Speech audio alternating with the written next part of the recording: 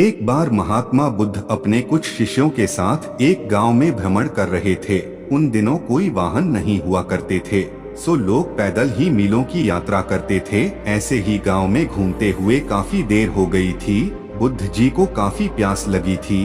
उन्होंने अपने एक शिष्य को गांव से पानी लाने की आज्ञा दी।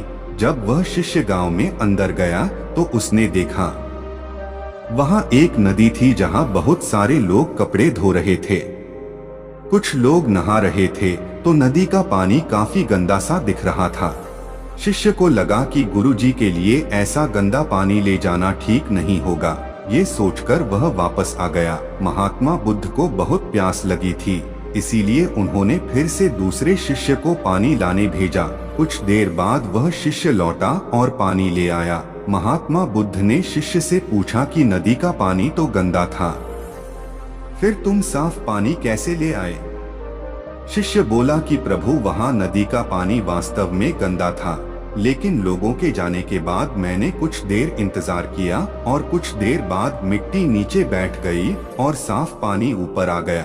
बुद्ध यह सुनकर बड़े प्रसन्न हुए और बाकी शिष्यों को भी सीख दी कि हमारा ये जो जीवन है यह पानी की तरह है। जब तक हमारे कर्म अच्छे हैं तब तक सब कुछ शुद्ध है, लेकिन जीवन में कई बार दुख और समस्या भी आते हैं जिससे जीवन रूपी पानी गंदा लगने लगता है। कुछ लोग पहले वाले शिष्य की तरह बुराई को देखकर घबरा जाते हैं और मुसीबत देखकर वापस लौट जाते हैं। वह जीवन में कभी आगे नहीं बढ़ पाते।